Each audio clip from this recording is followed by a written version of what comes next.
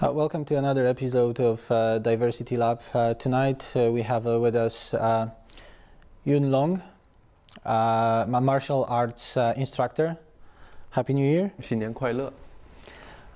Could you please explain us why it's important for a Chinese community and Chinese people to celebrate New Year's Eve?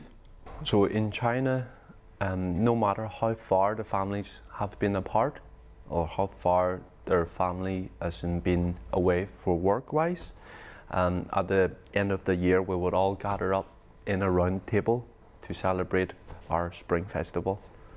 So it's basically bring the peace, the prosperity and the unity back to the family where it all began. And how important is it for you to celebrate your Chinese culture when living in Northern Ireland? Oh, that's very important for me, because to be able to feel a part of the belonging of a community, literally, I mean, family is ultimately everything to me, because no matter where I am or how far I am, as long as I get a chance to sit down with the family, I mean, it really makes me feel like to be a part of the society, as well as being far, being in another country or being in somewhere else totally in a different environment than the way I grew up. You're a martial arts teacher, which is also a very strong part of Chinese culture. Could you tell me when you decided to actually get involved in martial arts and how it happened? Oh, it all began when I was 5. There's a saying, like father, like son. My dad was a very highly active guy. He's a martial art phenomenon himself. So I think basically I started when I was 5 years old, beginning to train in the park that we were used to live. It means that you started being involved in martial arts where you were living back in China? Yeah, oh yes, oh yes. And then what happened that you and your family actually ended up living in Northern Ireland in Belfast? My father was teaching in the park that, as I mentioned previously, and he had hundreds of basically students. It was all started from when the Derry City Council, the mayor's secretary, went to China in early or late 90s. So basically my dad was introduced to a gentleman who came from Derry, or the legendary or Londonderry city. He wanted to study Tai Chi in China, and so then he was later days introduced to meet my dad. And when he came back to Derry or Ireland, I think he began to encourage people to take part in Tai Chi. So there was a Tai Chi union or a Tai Chi group in Derry. This is where my dad was invited over in 1999 to come to Ireland, Northern Ireland, to teach Tai Chi, and it all began from there. And could you tell me why Chinese people are so passionate about martial arts? Of course, the most famous Kung Fu master Bruce Lee is recognized and well known internationally. But what's behind the culture of martial arts and Kung Fu in China, that nearly every single person is involved in some sort of activity in relation to martial arts? I think, ultimately speaking, that Kung Fu is the foundation of our culture, and it's so important that it came that through time, as in through farming, through agriculture, through hard work, and later days we used it in militaries and also in sports, in science, in medicine, in every perspective view in life as well. Even the way of thinking is quite martial art in China. And how difficult it was to actually maintain your Kung Fu skills after arriving to Northern Ireland? Did you have a chance to maybe link with other people your age, children from Chinese community, and practice martial arts, or as it was mainly based on father-son relationship? It basically started from the father and son relationship because my father was working with the Chinese Welfare Association and the Generation Y was with all the young people in Northern Ireland and within different regions. So he would have went and taught in Derry, he would have went and taught in Belfast, he would have went and taught in Coleraine. So there was a group of networking of young people and elder people. I can still remember him taking me all the classes that he went and introduced myself to all his students. And pretty much that was the lifestyle and the way of our lives until today. Do you know what are the beginnings of Kung Fu in Belfast? Is there a history of Kung Fu in relation to Northern Ireland in Belfast, which you're aware of? Oh yes, when I was doing a little bit of research on Kung Fu and martial arts in Northern Ireland, it traces back, I think, in 1960s when the Cantonese came over back in the days. Firstly, they brought the lion dance for the Chinese New Year. And the lion dance is actually a form of training in Southern Kung Fu style. It's for the conditioning of the body, it's for the Chinese New Year as well as the extra training of on top of their training. So it dates back in, I think, the early 70s, the late 60s in Northern Ireland, in Belfast.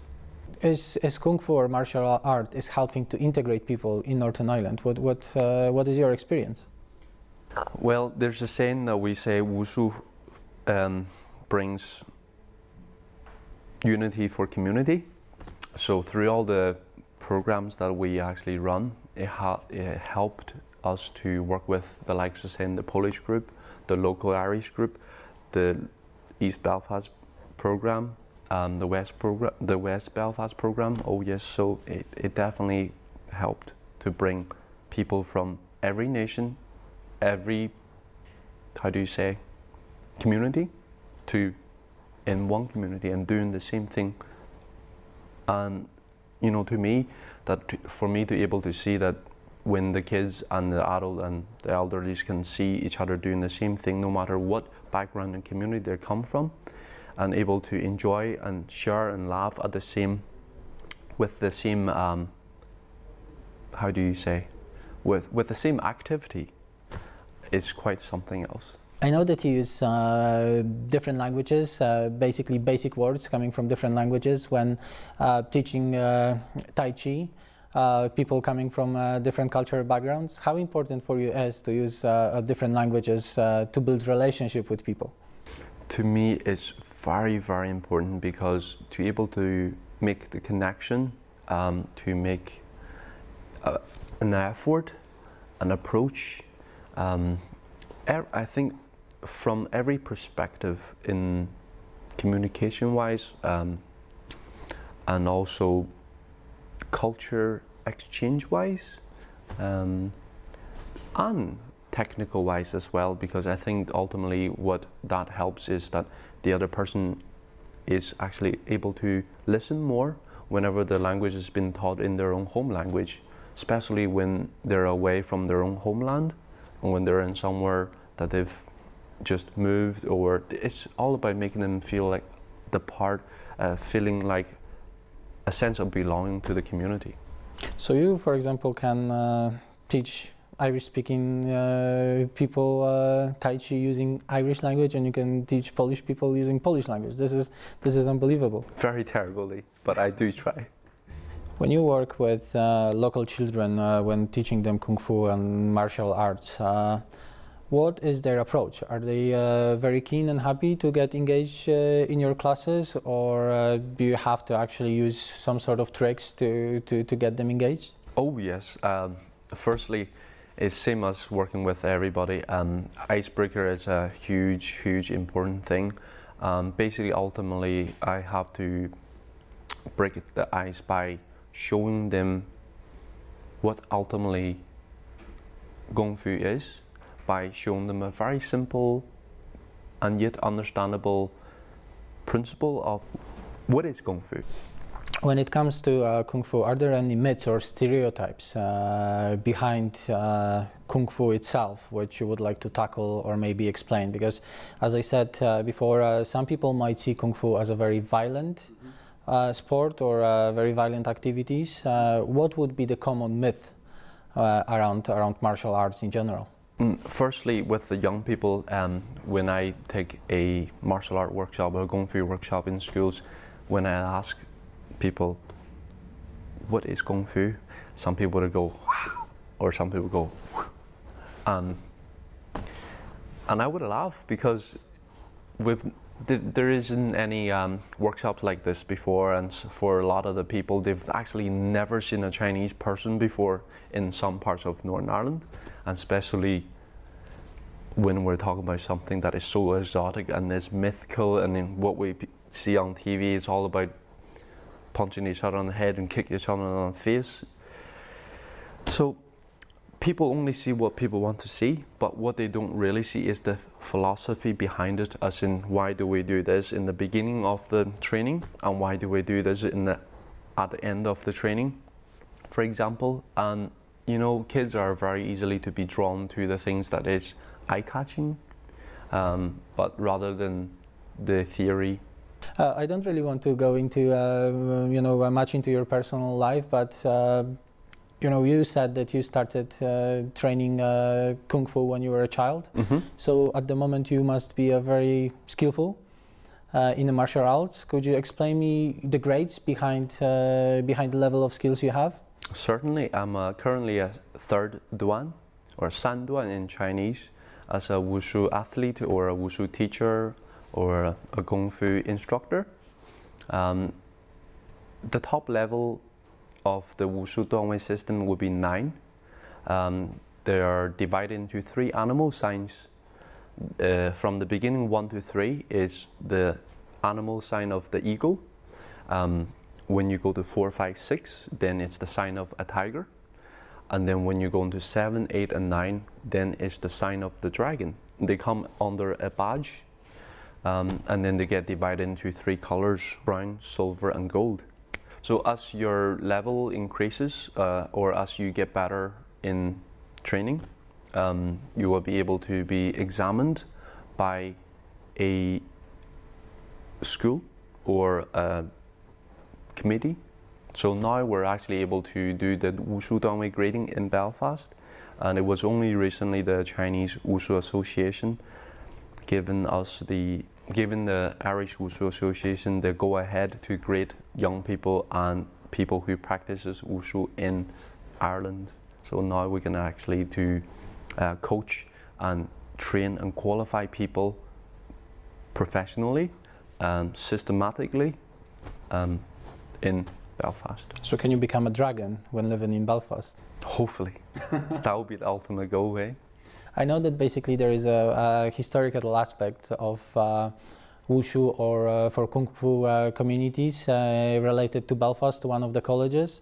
I know that your dad was involved in bringing a very skillful Wushu master from China in 2004, you mentioned? 2004. Could you tell me why it's so significant? Certainly. It was the actually first ever Wushu Dongwei grading outside China. So previously there was never a case like this. We brought friends from Zimbabwe, Poland, Switzerland, and many parts of Europe to come and participate and enjoy their love of Wushu or Kung Fu or Chinese culture in the city of Belfast. And my dad was appointed as the liaison officer between overseas and China after that. Did you ever, in your day-to-day life, did you ever had to use your skills in order to defend yourself? Sometimes in Belfast we hear about a number of attacks on people who are not local, people who are coming from ethnic diversity background. Did this ever happen to you in Belfast? Fortunately, not as far as I can remember, but I can remember there was 1 or 2 cases where I used Kung Fu or Wushu, or how do you say, helped other people in diffusing a situation by without using the physical part of it, just by how do you say, calm the situation and making sure that everyone is fine. As you know, at the weekends in some places of Belfast can be a little bit uncomfortable. Yeah, it's just when, you know, people from all different part of communities get together and they get. So it actually helped. How do I say this? I've actually helped other people as well as helped myself. At the moment, if you focus on the international stage, you know, the sports such MMA are gaining popularity. Are you a fan of MMA sports, or are you rather against? Because, you know, it seems that you see wushu or kung fu as a way of life rather than a sport. What do you think about actually increasing popularity of MMA? Well, Maciek, it's a really, really good question, because there's many people asking me that why has not many Kung Fu masters taken part in these MMA contests. To me, I see it that studying Kung Fu ultimately is the goal of flowerizing life and culture and wealth and health being, individually and also community and internationally. MMA is a very competitive sport, as we can hear that, and also we can see that after training MMA, people always get injured. It's quite a sport where you don't want to be in for very long, so basically go in and out. Where Kung Fu is the opposite, where you want to stay as long as possible, because it's cultivating qi and it's cultivating life, and the longer you stay, the better you are. So to me, I'm not against it, because it's what people like, and through the hard training they do achieve what they want to achieve. So I do respect them in every perspective as well, as a sportsman and as a hard trainer, as a hard student, as a hard worker. So I can understand what they try to pursue within their fields as well. Well, you know, from a perspective of someone who is not involved in martial arts or kung fu, I might see kung fu as a very violent sport, but from you, what you were saying is more about, again, discipline, learn discipline, and basically make sure that you're going to find a balance between your body and your mind. So basically it means that you didn't start learning kung fu just to, you know, be able to go and fight against other children in the school. Is it not? Is it the case? No, totally not. In fact, actually, I've never really understood Kung Fu until recently. I always seen it as a sport, and it's as a way of training. But to me now, ultimately, Kung Fu is actually everything that we do in life. Like what Jackie Chan said in the film of The Karate Kid, when he was explaining the philosophy behind Kung Fu and what is Kung Fu to Jaden Smith. He said basically Kung Fu is everywhere in life, and it's everything in life. I also would like to ask you about Tai Chi, because you also mentioned before that Tai Chi is actually quite popular around Belfast, and it's very popular in China. And actually, you know, if you see or if you have friends coming from China, there is a great chance that some of them going to be involved in doing Tai Chi. What Tai Chi is about? What you know, why people are so passionate about Tai Chi in China, or people coming from China? Well, firstly, we have to understand what is Tai Chi. As everyone knows, the symbol of yin and yang, but basically Tai Chi is to bring the balance into day-to-day life, because we live in a very fast-paced lifestyle today. Everything seems to be always go, go, go. Even in school, it's always go, go, go. So this is where Tai Chi comes in the morning, where I'm taking some of the Irish schools on Ormer Road to do early morning Tai Chi stretches and warm-ups, because the kids actually tells me that when they practice Tai Chi, they can feel their body, it has more energy, which they don't want to fall asleep when they're actually in their classrooms, which is great. And people in work tells me that Tai Chi helps them to sit better and feel more comfortable. And also I can see at the weekends people take it for more than just a leisure. I think ultimately it's a healthy, balanced between the fast and the slow lifestyle, which is we call it yin and yang, yin yang. So today you brought with you a number of nunchakus. Is this your favorite kung fu weapon? Oh, absolutely, yes, yes. Is it because it's a favorite weapon of Bruce Lee? Partly yes, and mainly yes as well. Oh yes. Could you tell me what's the history behind using nunchaku? They started actually in agriculture background. It come from the farming side of the history of our culture. People used the nunchucks with a long stick back in the days, with a small stick in the front. It's actually the beat of the barleys and the malts of the grains. And later days, the farmers beginning to use that tool as part of the practice in their forms. And as you know, mainly kung fu or karate or all those martial arts are based upon on agriculture, farming backgrounds. Is it difficult to master it? Not if you practice. So, for example, if I decided, because to be honest, this would be possibly the first time today when I actually have a chance to hold a real nunchaku. If I decided to practice today, how long it would take me to become maybe semi-professional? I would say within a year, if you train on a twice-a-week basis, between an hour or 2 hours each session. And very quickly you'll get the grasp and the feeling and the lines and the geometries and the circles within the nunchucks pretty soon. Is it painful? Oh, it's painful, yes. Oh, it stung you and it can bite you and it can hurt you, but it also makes you happy. So it means that you have to create some sort of personal relationship with the nunchaku. Oh, certainly, yes. Absolutely.